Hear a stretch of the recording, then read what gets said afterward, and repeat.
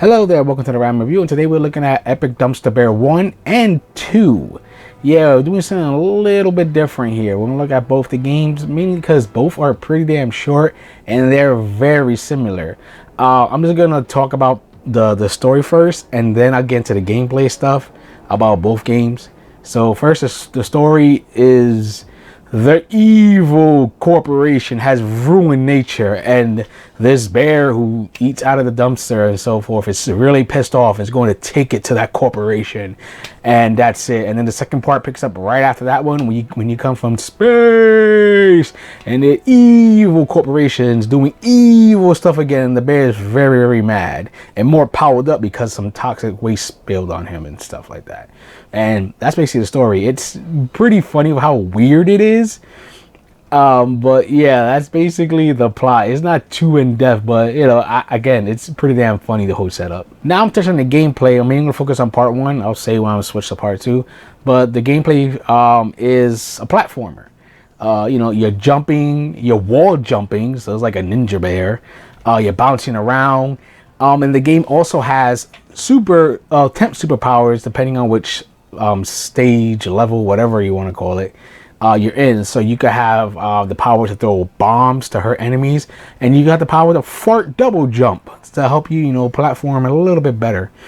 The platforming itself, just by looking at this game, you would think it'd be ass, but the buttons are like super responsive and tight. Like, this feels like a legit good platformer, which equals to a fun platformer. Also, it's very challenging at times. It lures you in with you might be thinking, oh, this is pretty easy and everything, but as you continue on the stages, it gets pretty damn tough. In fact, there's also secret worlds within some of the stages that lead you to secret worlds, which are more challenging platforming levels, and these will test your platforming prowess. Like, these are hard. I didn't do all of them. I just did some to test them out, and they will test you. But like I said, there's some in the worlds themselves that are secret, and then there are optional ones you see on the map, which you collect coins and stuff to get to unlock these levels. There's also red coins you can get, which I believe helps unlock more secret levels as well. And there's also a ranking system with salmon.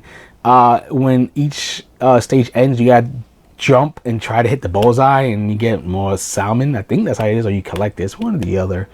You also get like a pre-stamp you can look at if you want to. But and there's also bosses you fight. The bosses here are not like straightforward. They actually, again, challenge you. You gotta wait for your opportunity to strike. You gotta find a pattern, bounce around. It's actually pretty damn tough. I've died a couple of times in this game. Oh, talking about death, this game's actually pretty fair as well. There's good enough checkpoints that when you die, you're not like, oh shit, I gotta start this whole thing over. No, they have some pretty decent checkpoints. Some of the later levels, like the space levels, yes, like I said, you go into space, they will fucking make you pull your hair out how hard they are, and you'll be wishing for a checkpoint, and they feel a little less there. I wish there were way more checkpoints in those sections, because those are pretty damn tough. But that's basically the gameplay, for the general gameplay for all of it. We move on to part two. Part two changes in a certain way. There are no more temp power-ups, no more bomb throws, and no more fart double jumps. Instead, since the story you get, oozed or toxic waste or whatever, you have two permanent powers. You have a permanent double jump, and you have a permanent attack that looks like a sonic attack, like a blue whoosh thing to kill enemies.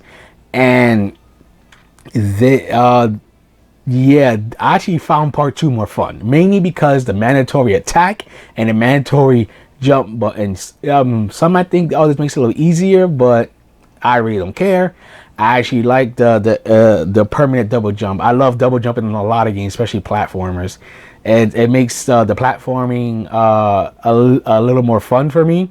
And always having an attack in the back pocket is a great thing, because like I said in the first part, those are temporary power-ups depending on the level. Once you're done the level, those are gone. You can't attack. I think you could jump on them, but the landing on their head is a tad iffy. Like, there were times where I swear to God I landed on an enemy's head and it didn't register and I got hurt because of it, which would piss me the fuck off. So it's nice to have a more permanent and dependable attack than just praying you land on their heads every time, or you're praying that you get the bomb power up this time. They still have secret worlds in the second game. Again, it's still just as challenging. Just because you got a double jump, it doesn't lessen the challenge, but I think it just makes it feel more fun, in my opinion. The bosses, I will say, are lesser here, because they're way more straightforward. Like, you just basically bounce back and forth. They do a Hadouken. Yes, they do Hadoukens and beam attacks, and then you just whoosh them, and that's it. Part 1, I have to say the bosses were better. They were more challenging. Had to think a little bit more and wait a little more. This one is super straightforward. Part 2, actually, I think is even shorter, especially since you got those permanent powers that help you just zoom by the game, but it's extremely fun. Just by looking at the game, you can see this looks very fucking weird.